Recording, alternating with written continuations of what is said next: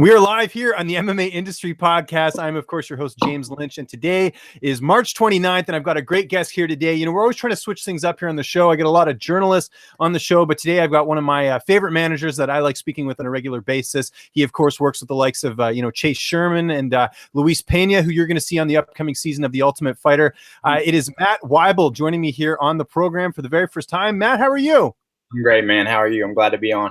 Yeah, I'm glad to have you here. And I should also mention you work for First Round Management, which is one of the prestigious management companies out there. And you also do matchmaking for Summit Fighting Championships. And we'll get into all that in a sec. But I always like to start off the show with how I know my guests. And you and I have never met in person, although I'm sure at some point we will cross paths in person. But I'm trying to remember the first time we talked. It would have been with Chase Sherman when he was in Titan. Am I right? Or would have been maybe after that?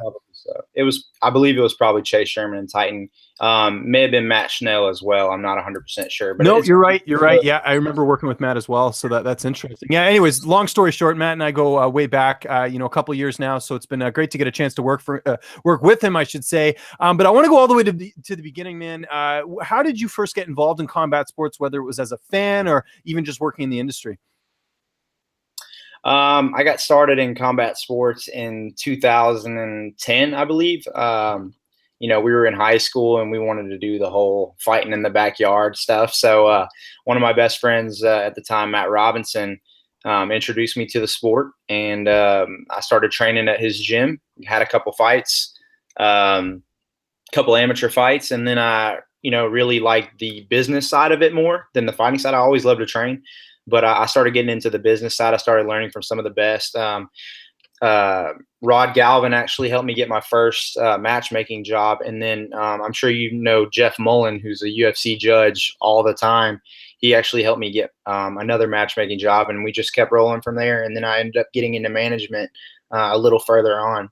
Yeah, and we'll get into all that because obviously you have a pretty interesting story. But your day job, we were just talking about this off air. You're a police officer, so as far as your day to day right now, how do you sort of balance all that with being a matchmaker, being a manager, and also trying to save people's lives?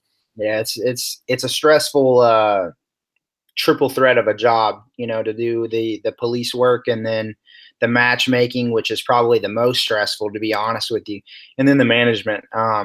It's tough to manage, but I've been doing it so long now that I think even if I dropped one of those things, I would be like in need of it. Like even if I ever wanted to stop, I don't think I could, just because I'm so used to that schedule of constantly matching a fight card or looking for fights for my guys. And then obviously my career, I work 6 days in a row and then I get 3 days off. So usually I take my 3 off days to kind of try and match my cards or book fights and go from there. So. And how difficult is it to match fights sometimes? Because as we often see, not just on the regional scene, but also on the pro scene, I mean, you have fights that fall out. So are you constantly just trying to keep an eye on, the scene and have sort of backups in case things sort of fall apart? I try to, but now there's so many shows around nowadays, it's hard to always have a backup plan. So, and now more than ever, these amateur guys are the ones that, you have a lot of backouts and there's no penalty for it, unfortunately, for these amateurs. So, there's no repercussions for their actions. So if they do back out, it's just, I'll try and get on another card, but I try to avoid using those same amateurs. But yeah, I mean, you're going to have tons of backouts on every show. I try to end up on fight night with 12 to 13 fights. I think that's a good amount. So now I'm having to match at the start of my show. I'm matching 20 fights. Wow. And I know for a fact that I will end up with 10 to 12 fights. That's how it goes all the time. I've never had a show where every fight has stuck. It just doesn't happen. Yeah, no, there's a lot of challenges there, especially, matching and everything. You mentioned some of the names there as far as getting you into matchmaking first. Is it safe to say those were sort of your mentors as far as the early going? As far as my mentor, I think Jeff Mullen really just saw that I was really involved in the MMA community.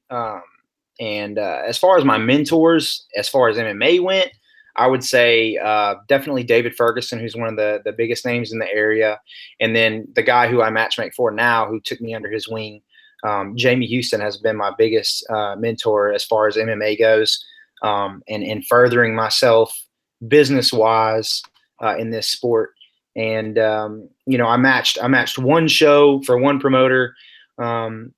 I got picked up by another promoter for my very next show. I did 4 for him, and then Jamie saw what we were doing, and he offered me even more money and picked me up from there. And, the venue I was doing it at first, we were packing it out easily and really needed somewhere else to grow. And Jamie was starting his promotion, so he picked me up, and I've been with him ever since December 2013. So.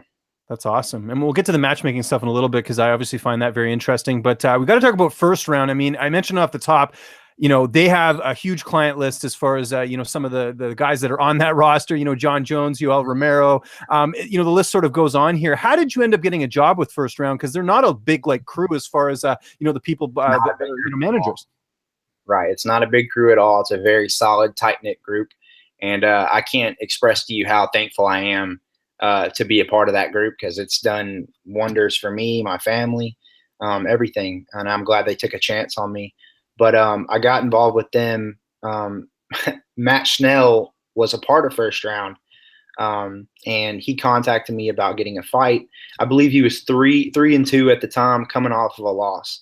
And I wasn't into management, but I knew of Matt Schnell. Obviously, I'd seen him on Caged on MTV, and I was a big fan of him. I thought he was legit. I thought he had, taken a couple bad fights and lost those fights. But I asked him if he was interested in management. He told me he was with First Round. However, they allowed him to they allowed me to step in and kind of help him. And we began working together, and I think we did great things together. Obviously, his skill level is, he's on another level than a lot of these guys regionally, and he was taking out guys left and right. And I think we rattled off probably 5 or 6 wins in a row. And then Abe Kawa hit me up, and he was like, hey, man, because I was also hitting up Abe, sending him prospects. I really respected Abe. And I was like, hey, man, you need to take a look at this guy. You need to take a look at that guy. And he kept seeing the guys I was sending him, and he was like, man, you need to step on board, because we don't have that area necessarily that you're in. So maybe we hire you on so you can get these prospects, to join First Round, and you'll just be a First Round agent. So that's how I got hired on with First Round. I was sending them a ton of prospects, and the very first prospect I sent them was Jaleel Willis. Oh, nice. Yeah. So right when I got hired by First Round, obviously I was already managing Matt Schnell at the time, but Jaleel was the very first prospect I signed with First Round. I signed him immediately. Interesting. Okay. And you mentioned it being a small group. So as far as I know, Malky obviously is the one that everyone knows, Malky Kawa, right, who's, works with John Jones. You have Abe, his brother, and then there's Maurice as well, who I've, worked with a little bit. Got a ton of guys in the UFC. Yeah. Yeah. It's crazy the amount of fight, because you think of some of these other management teams that do have a lot of clients, but First Round as well. I mean, every now and then I'll, because I follow Maurice on Instagram, it's like, oh yeah, I forgot that they're part of First Round as well. Just signed Robert Watley, who I know you're a big fan of. So. I am. Yeah. Robert's, he's quite the LFA champ. So. Yep. So we have Malky, Abe, Maurice, obviously, and then a guy that doesn't get a lot of exposure. He's very under the radar is Lou DeBono. He's actually, I believe, the vice president of the MMA management side of First Round, because they're branching out into the NFL and everything now. Yeah, I did see that. Yeah. Lou is the one that really is going to be, aside from John and Tyron and Demetrius, those guys. Lou is the one that's going to be in contact with Mick and Sean about all of our guys. He's like the direct connection to the UFC for us. He handles all that, and he's been an amazing help to me ever since I've been with First Round since April 2015. So Lou is another one, and then we have a couple other agents that are on. I know Ian Valencia down in Pensacola, Florida. We have a lot of help, but. They're constantly bringing in new guys. I'm not familiar with everybody just yet, but they're doing their best to hit every single market. And I'm just glad that I got on board, really early. And there's also Jason Rivera, who's up in New York, who I've grown to be good friends with as well. So that's great. And how do you guys sort of stay in touch? Is it like a group chat, or how do you sort of touch base to say, hey, this is what's going on? Yeah, it's a group chat. Yeah. And, a lot of times, my last midnight shift was last night, actually, at the police department. So now I'm moving to afternoon shift, thankfully, because every day I wake up and because I sleep late because I get off at 7 a.m.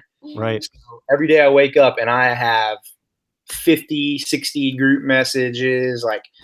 It's crazy. So finally I get to keep up with everything as it happens. But yes, we all stay in touch via group message. A lot of times they'll have a matchmaker hit them up.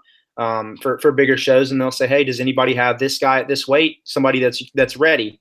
And that's the good thing about us. We don't like to just throw our guys in there, like we like to pick the person who is ready for that fight. I may have really good guys, but at the same time, I know what level they're at, and I know that, hey, this guy may need a couple more years of grooming or a few more fights to be ready for that challenge. So I'll let another agent step in and put their guy in or something like that, and it's a very tight-knit group, and we stay in touch almost every day.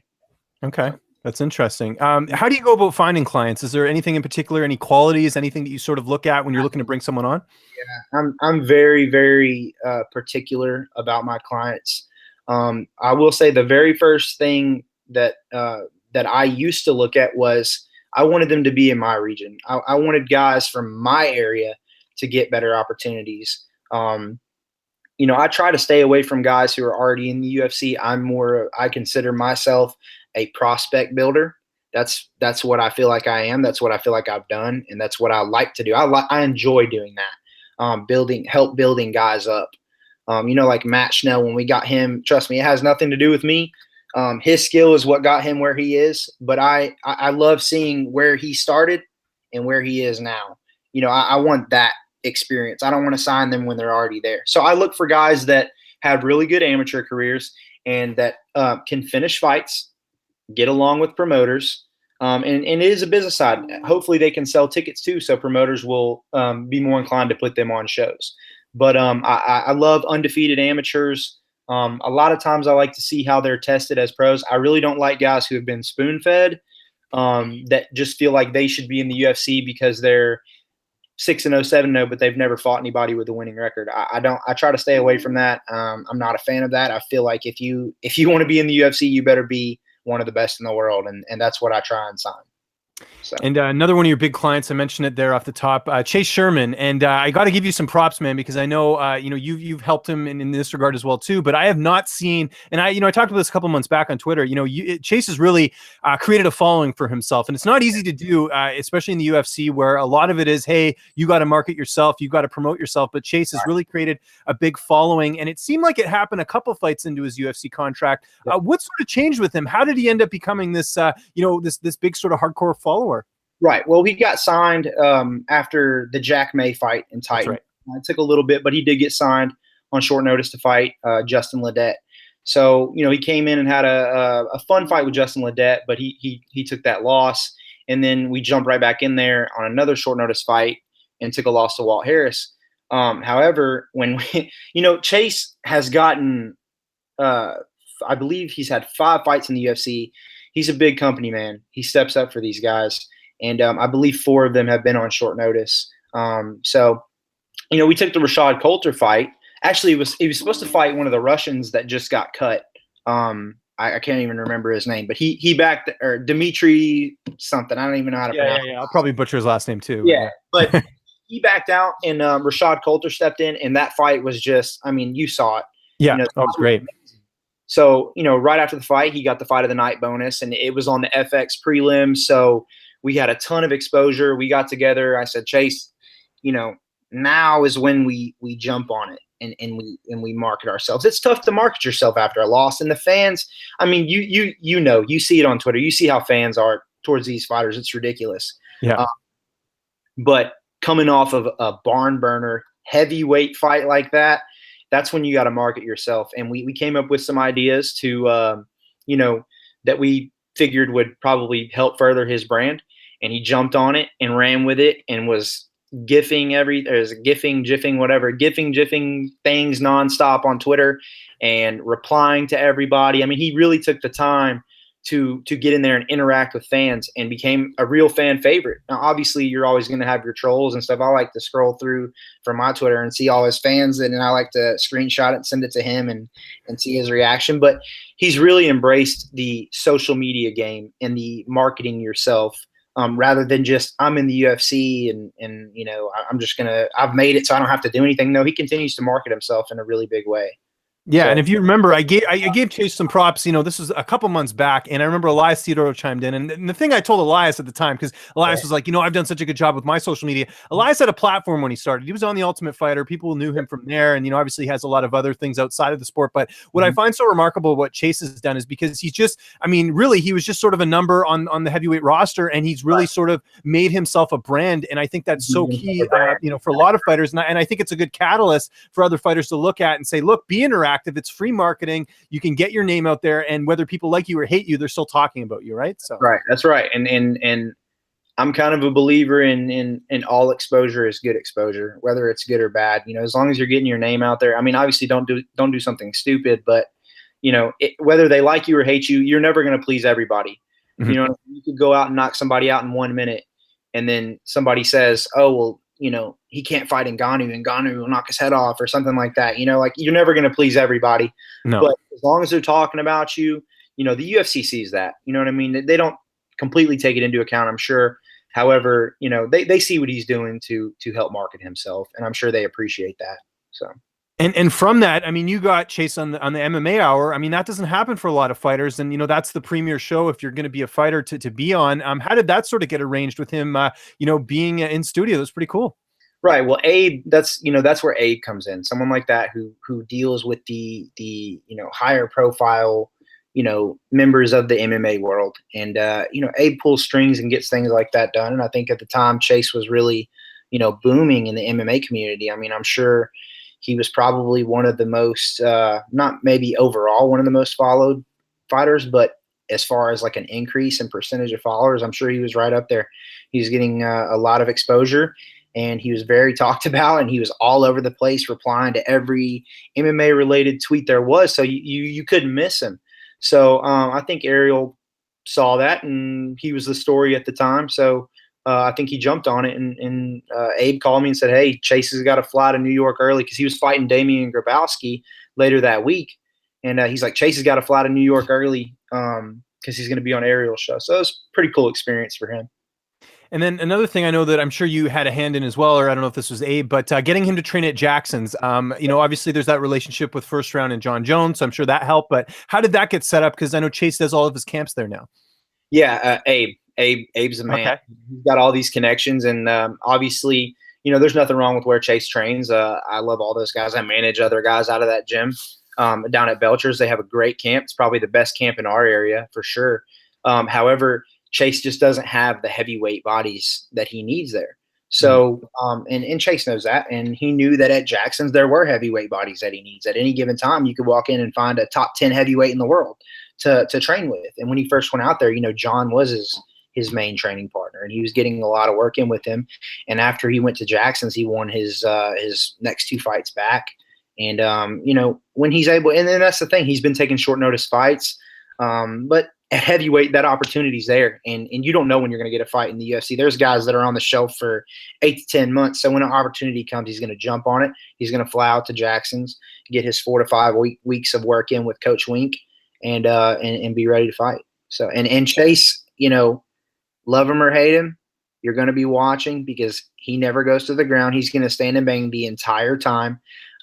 He texted me some stats the other day. I can't remember exactly what it was, but he throws an insane amount of significant strikes per minute. Never been taken down in the UFC. Everyone he fights, they just stand and bang, and someone goes to sleep. Yeah, no, it's always entertaining watching him fight. Now, what I find interesting with his next fight is that Justin Willis, whose opponent, is also a first-round client. How did that come together with them fighting each other? Was that sort of, you guys had to do this, or did you want this to happen? Chase wanted to fight really bad. Obviously that last fight left a bad taste in his mouth. And from my understanding, Justin was kind of in the same spot as far as really wanting to fight, needing a fight, but Mick didn't really have anything available. At the beginning of the year, they like to put a lot of guys on that maybe they won't offer so many fights during the year, because they have to offer a certain amount of fights per year to these guys. So Chase had fought 5 times in 15 months. So we knew he probably wasn't going to get a quick fight offer. They're going to say, hey, he's already, he's been the most active heavyweight in the past year and a half. He can wait a minute. So Chase really wanted to fight, which is understandable. It's his main source of income. And from what I understand, Justin was in the same boat. He really wanted to fight. So Mick obliged us and said, well, if they both really want to fight, then let's put them together. You know what I mean? And it happens in this sport. You know, I don't know Justin Willis personally. He's Maurice's client. But in this sport, you know, we have 50 plus guys in the UFC. Eventually they're going to be matched together. You know, you had Tyron Woodley and Carlos Condit fight each other. They're both first round guys. You know, I mean, it happens. We got a lot of welterweights in the UFC. You know, it happens very often actually that our clients end up fighting each other in the UFC. Yeah, it's just inevitable. Now, as far as matchmaking, kind of sticking on that note, do you have any input in that, or is that do you sort of leave that up to Chase's coaches? Like, how does that happen as far as him taking fights and accepting fights? Basically, we get the offer from the UFC, and then we'll text the Chase, say, hey, talk with your coaches, tell us what you think. And then we let the coaches make the decision. I mean, a lot of times you really don't have a lot of say in the UFC unless you're, you know, a top 10 guy. You know, you can pick and choose. Plus, they can extend your contract if you turn a fight down. So we try to be company men. You know, we're not really in a position to pick and choose who we fight. You know, they gave us 2 good fights in a row with Chase, with Rashad and Damian. No disrespect to those guys, but we got 2 good fights out of that. And you know, Chase is borderline right now, top 20. You know, the guys he's lost to are right at the top 15, maybe right outside it. So, and that's about where Justin Willis is. He's a good prospect, and it's a good matchup. It's a good fight. And talking about some of your other clients, Jaleel Willis, what's the latest on him? I know he had that really good fight with Kyle Stewart. I know it didn't go his way, but again, I mean, I said it heading into the fight. I mean, that's 2 of the best welterweight prospects facing off against each other. You know, someone had to win, someone had to lose. Absolutely. And I think you're probably under the same impression. I don't believe Jaleel Willis lost any stock after that fight. No. A lot of people feel that way, and I think even Legacy feels that way. And, you know, he's signed by Legacy. He's signed to a multi-fight deal with them. So we're just waiting to hear what's next from them. You know, we'll see what's next. We're ready to go. You know, he didn't take any damage in the Kyle fight. It was a great fight, a UFC caliber fight. But Jaleel is one of those guys, and I love Jaleel to death. And like I said, I signed him first. I knew him. We're both from Memphis, Tennessee. I knew him well before this. So I'm his friend before his manager. And Jaleel is one of those guys, man. He wants to be the best in the world, and he's willing to do what it takes to be the best in the world. And he's not one of those guys that thinks, oh, I'm 8-0, I'm ranked, you know, I believe he's number 3 on the rankings. Guys do. He's not one of those that says, well, I should be in the UFC. Well, because we've had the conversation of you want to be absolutely ready when you get to the UFC. You don't want to be the guy that gets to the UFC because you're a top prospect, and then you drop your first 2 fights, and then you're gone. And you spend your entire career fighting just to get back to the UFC. We don't want that. We want him to succeed when he gets there. So he fought Kyle Stewart. Great fight. Kyle's a great fighter, a great opponent. We knew what that fight was. We absolutely knew what that fight was. It was the toughest fight that he could find other than James Nakashima. Both of those guys, all 3 of those guys belong in the UFC 100%. But if anything, it gives Jaleel more time to improve, get better, and you know, we'll see him in the UFC at some point for sure. It's just it's a blessing. I mean, it gives him more time. He's not getting thrown into the UFC immediately after that fight. And I think Kyle understands that as well. I mean, he made it clear after the fight. He said, I'm not ready. You know, I need what he's ready. They're all ready. Mm-hmm. James, Jaleel, and Kyle are all ready, you know, but I think they all have the right mindset that, you know, it just gives us more time to improve. By the time we get there, we'll be even more ready. I have no problem with that thought process. You know, obviously at first, when you first start managing, you know, you want to tell your guys anything and get them to the UFC as fast as possible. That's because you want to have a guy in the UFC so bad. It's like an accomplishment. My goal when I started managing was I wanted to have a guy in the UFC by the time I'm 25. That was my goal. Now that we have 2 in, or I have 2 in, and others that are on the cusp of it, you know, it doesn't matter when they get there. I just want them to be successful when they're there, not just make it. There's no point in just making it if you're going to get, you know, cut after 2 fights. You know, you want to get there and be successful. So. And sticking with, you know, getting to the UFC, you've got Luis Pena and you've got Bryce Mitchell on the upcoming season of The Ultimate Fighter. What can we expect from these guys? And I got to mention, too, if people have the chance, go watch the fight if you can on Flow Combat between Luis Pena and Kobe Wall. What a war that was. That's the type of fight that's going to, you know, get people keeping an eye out for you. But yeah, what can we expect this season? Absolutely. Those guys, man, you know, obviously it's all confidentiality on their part. And, you know, I've been informed that the season's going to be amazing, that the fights are amazing. And, I kept in touch with the producers of the show during the show, asking about the guys, how they were doing. Not fight wise. I know they can't release that information. However, they did tell me that, Bryce Mitchell is going to be a fan favorite. Everyone loves him there. He makes everybody laugh. A lot of people don't really know Bryce Mitchell yet, but when they do, they'll see the personality he has. He's a very interesting character, and he's going to gain America's love on this show. And then as far as Luis Pena, you want to talk about branding yourself like Sherman's doing? Luis Pena has that down to a science right now with this Violent Bob Ross nickname. He's going to be a superstar. They're both going to be superstars very soon. Very soon.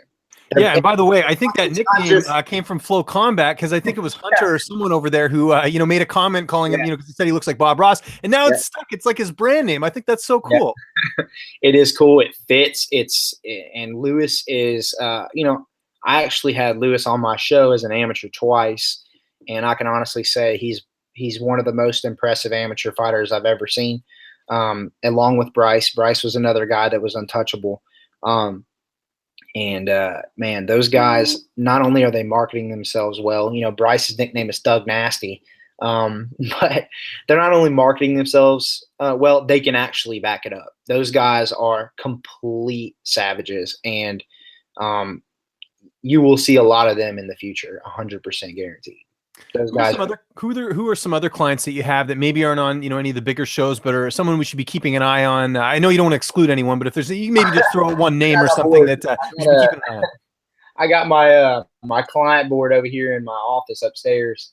There's a lot. I have 16 guys now. At first I was very, very picky.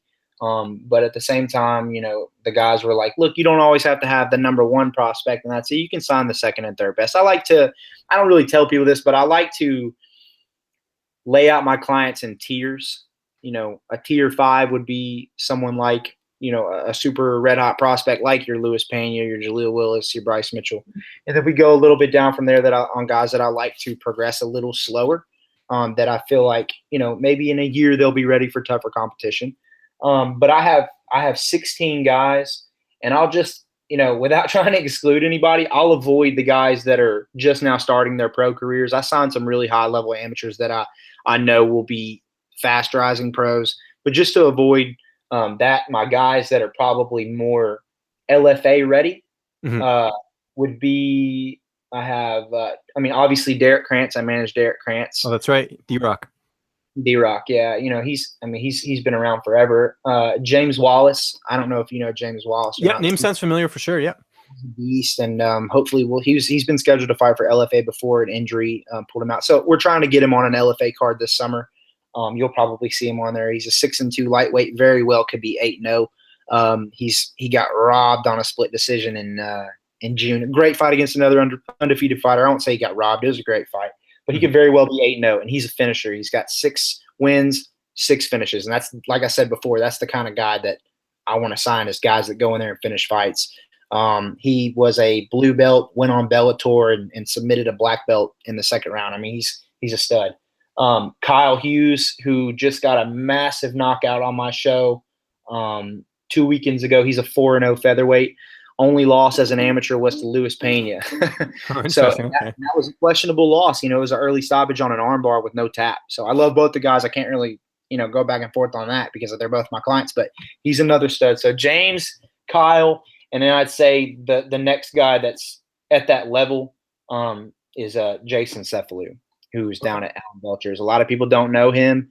He's a 3-0 flyweight, 3 knockouts, and he has been pro for probably 5 years. Nobody will fight him. I'm telling you, he is a savage, and you will see him on my show, I believe, in June.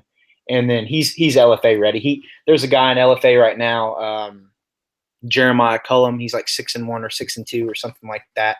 And Jason finished him in like a minute with a nasty cut over the eyebrow. He just demolished him. So he's a beast. And those are some of my up and coming guys. And then obviously I'm grooming, a lot of these younger guys that haven't quite started, or they may be 1-0 or 2-0. But those guys are the most ready for the bigger shows. So We talked earlier about challenges with the job, just with the fact that, you have the full-time job, you have everything else that's going on with the matchmaking and all that. But I know something that happens often in management is poaching, client poaching. Have you ever experienced that at all, just with any of your clients? yeah, I do experience that. I think we all do, really. Yeah. I don't client poach. I will manage someone to ask them if they are under management, and Yep. if they tell me that they are under management, I let it go. I don't want it to happen to me, so I don't do it to other people. And that's the worst thing that can happen is I want my guys to trust me completely. If they don't trust me completely, then I don't want to have them. And you have guys that will get in their ear and tell them anything they want to hear to get them signed. When I'm a guy that, like, you may be 8-0 and you may have 3 finishes and 5 decisions. And if you ask me if I can get you in the UFC, I'll say, yeah, eventually when you start finishing more fights. I'm just being real with you. I'm not trying to tell you what you want to hear. I'm telling you, if I send your name to Sean Shelby and you got 5 decisions and 3 finishes, he's going to tell me he's not finishing fights. I don't want him right now. And that's a fact. So when you have client poaching, you have guys from these other management companies that come in and they say, oh, your managers aren't doing enough. You should be in the UFC, and it gets in their head. And then, they run with it. And then, you can't stop them, So you'll never prevent that problem. But I myself will, I stay away from that. I don't like to do that. If they tell me they have a manager, then I don't message them back. I leave it at that. Now, you will have some guys. I have guys that are under management contracts with other people that hit me up. Obviously I won't. Right. Yeah. Out there, but they hit me up and I'll tell them, look, here's what I can do.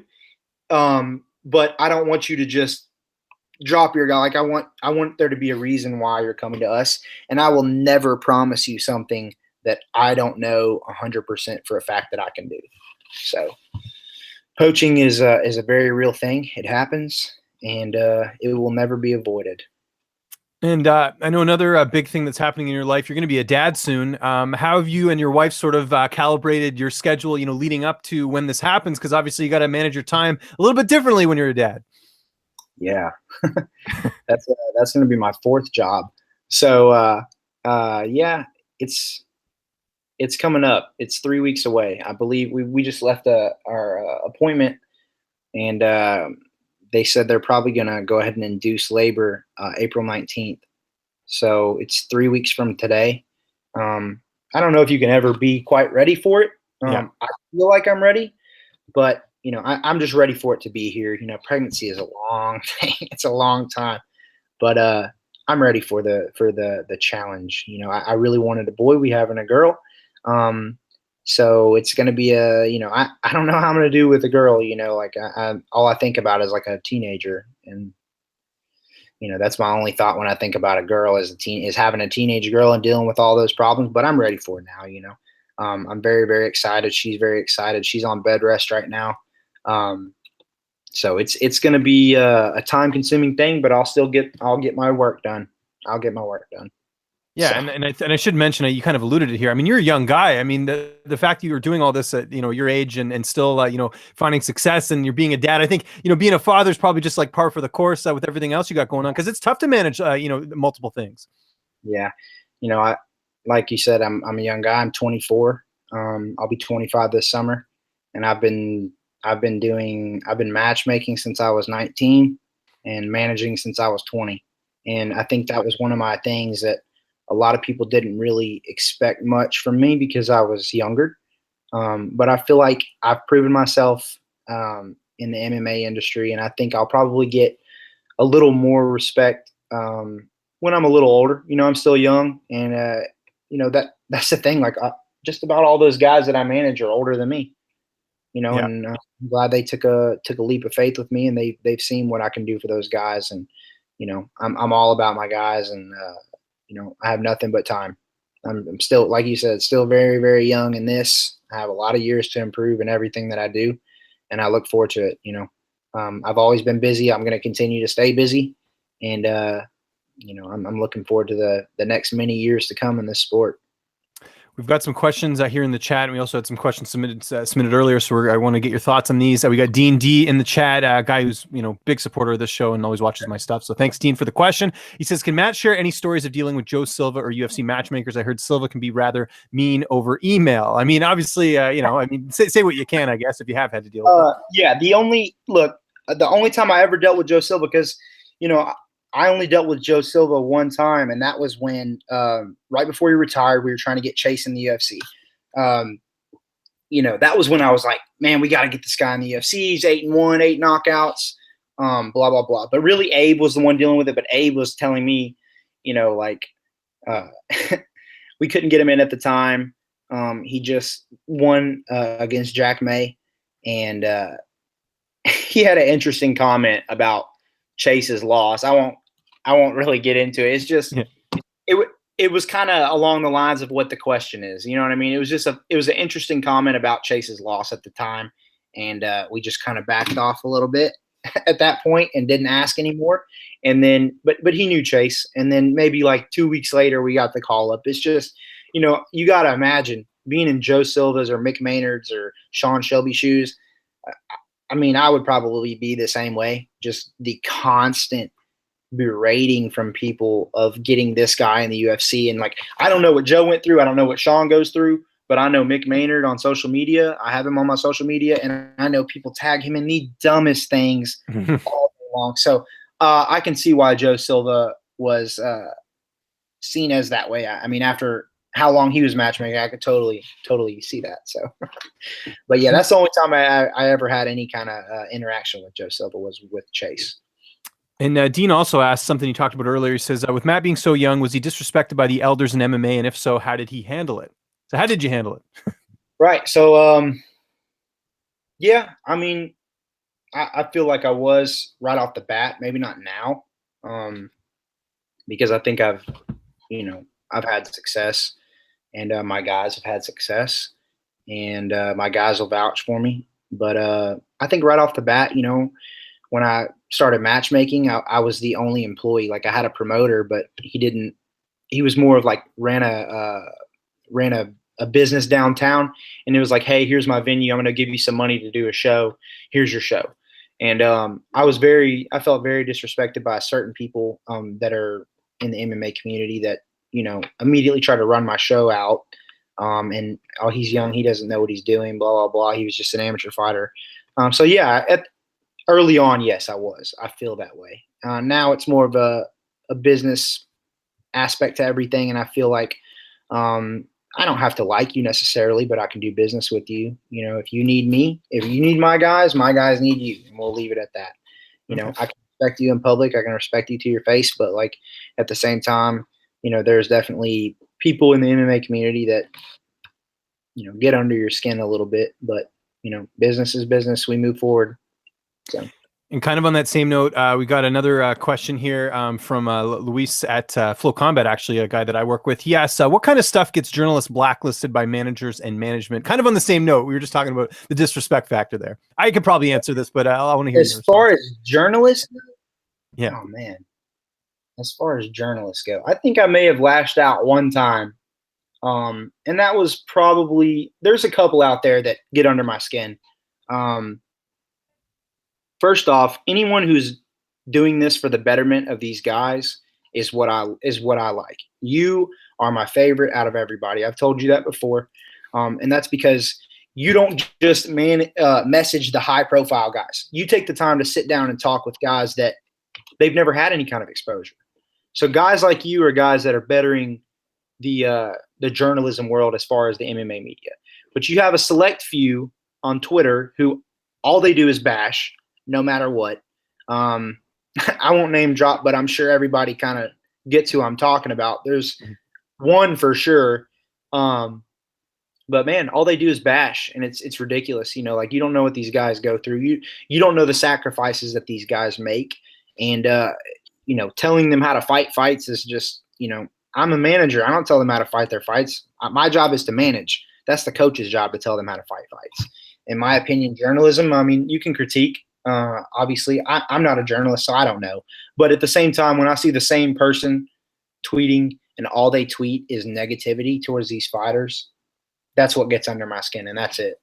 Yeah. And just to kind of add on that too, I mean, you don't have to be like, no one's asking you as a journalist to be like a PR machine. Like, just be honest, but be fair. I mean, that's the biggest thing, right? Like, if you're going to say something, disrespect, like, you should just keep things professional. I always tell, I talk about this a lot on the show, don't be a fan, don't don't be a fan in the sense of like trying to stir things up. Like, nothing annoys me more when I'll see like a journalist tag one fighter and say, this guy's scared to fight this guy. Like, that's not your place to say that. You're supposed to be professional. You're supposed to be, down the line, unbiased. And I do see that every time and again, and I just shake my head. So, yep. And it bothers me because I know what these guys go through. I talk with these guys on a daily, weekly basis. People don't know what Chase Sherman's going through in his personal life. You know what I mean? But all he's doing is trying to better himself and better his life for himself and his son. And, you don't know what he's going through in his life. There's no reason for you, just because he's an athlete, you can talk down to him, but you know what? You'll never say it to his face. I can promise you that. If you're at a show, you won't say it to his face, so keep that to yourself. He went out and he fought his ass off 5 times in 15 months for the UFC. And you have these trolls that, they want to talk about this and that. And it's ridiculous. You know what I mean? And it's that way with everybody. Same with Matt Schnell. He stepped in on short notice and fought freaking Rob Font, up a weight class. That's right. And, everybody wants to make jokes about fighters getting knocked out or whatever, and that's fine.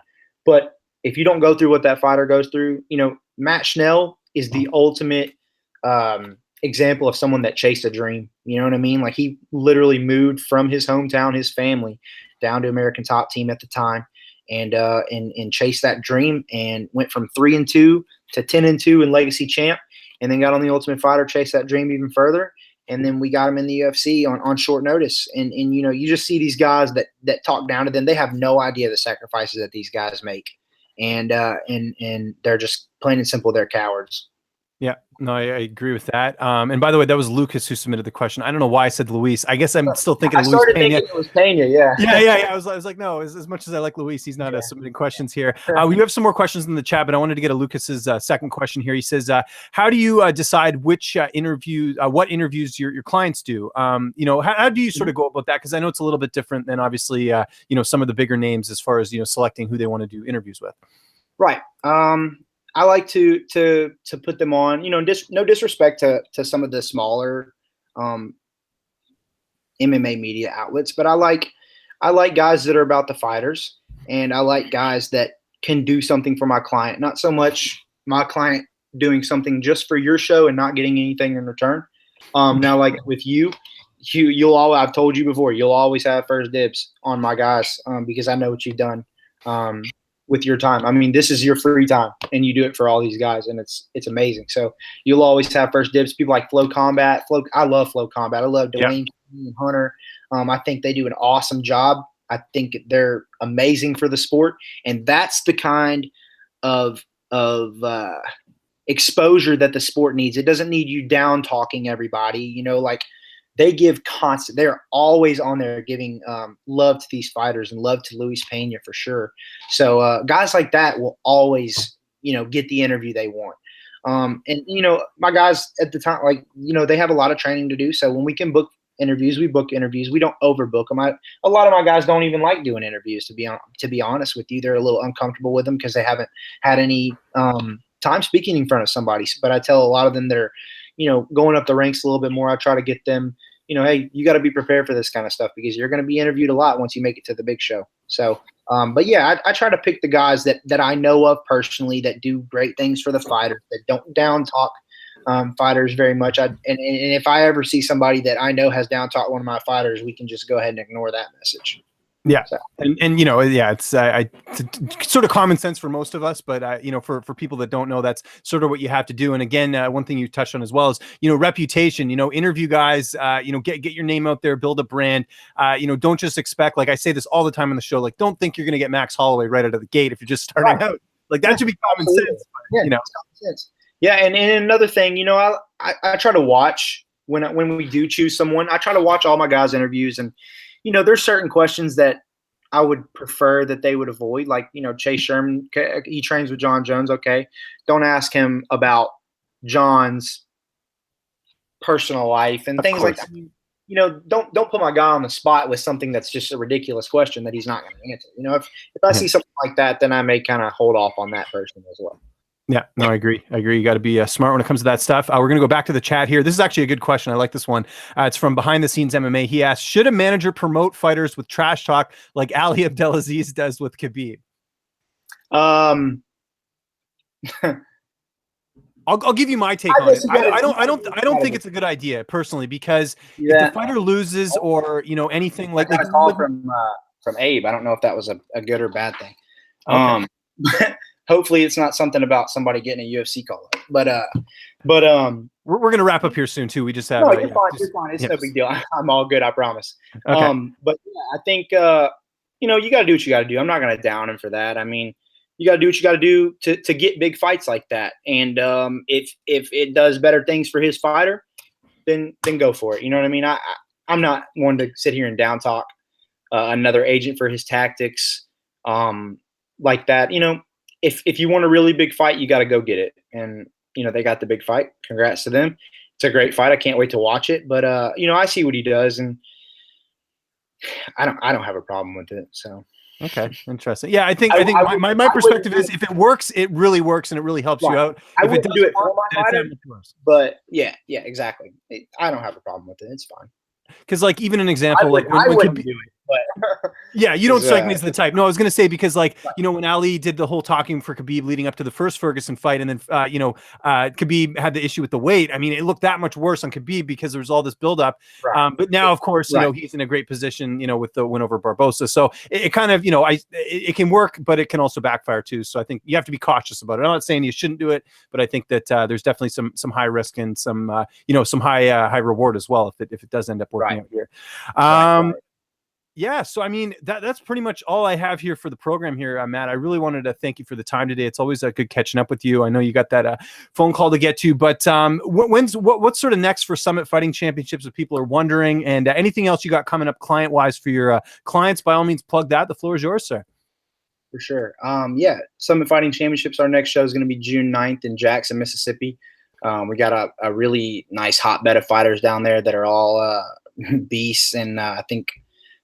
We got several of those guys on the card, so that's going to be a great show. And then we're going back to Tupelo, Mississippi in August. Tupelo is always our biggest show, so we're looking forward to that. As far as my clients coming up, obviously Chase Sherman's fighting April 21st in Atlantic City against Justin Willis. First round versus first round. That's going to be a great fight, a great card. That card's awesome. I will not be able to go to that because it's obviously 2 days after my baby's supposed to be here. And then, Matt Schnell is booked. They haven't announced his fight yet. So we're just kind of waiting on that. But that's going to be a barn burner fight. He's fighting a really good prospect. So that'll be a good fight. And it's not Shorty Torres. I don't want to lead people. It's not Shorty Torres. I don't know if he got signed or not. It's not him. I said really good prospect. I know people are going to be like, oh my God, Shorty Torres got signed. No, it's not him. But it is a good prospect. And then I have guys fighting on regional shows around here. And then obviously, America is going to want to tune in for the Ultimate Fighter this year. It's going to be amazing from what I've heard. Both of my guys are stoked about the show. I believe it airs April 18th on FS1. As far as first round, I think we have 3 clients on the card on the show, with 2 of them being mine, Luis Pena in the lightweight division, and then Bryce Mitchell in the featherweight division. And then we also have Dulani Perry in the featherweight. That's right. Fought for LFA. That's right. So there's going to be some good fights this year from what I've heard, and it's going to be a great show. Yeah, I'm looking forward to it. And there's a Canadian guy on there too, even though they have him down as from Ireland, Brad Katona. Everyone's got to check that out. Brad's a talent, man. Yeah, he's very good. Next week we may or may not do the show. I'm going to be in Brooklyn for UFC 223. I would like to do the show. Yes, thank you. It's going to be a good card. It's going to be kind of crazy. Myself and Hunter Homestek will be down there covering all the action for Flow Combat next week. So that'll be a lot of fun. I got a bunch of interviews for UFC 223. Everyone check those out, both on Fightful and Sports Illustrated MMA. And we'll keep you posted. Just follow me on Twitter at Lynch on Sports. I'll be giving updates as to what's happening. I'll try and get something done. I never like to skip a week, so we'll see sort of what happens there. But I want to thank everyone for watching. I want to thank everyone who submitted the questions, and I also got to thank Matt, of course, for joining me here on the program. We've been trying to do this for a while, and I finally got you down, so I appreciate it. And, everyone, tune in next week, hopefully, and if not, it'll be the week after. So thanks for watching, everyone, and have a good day.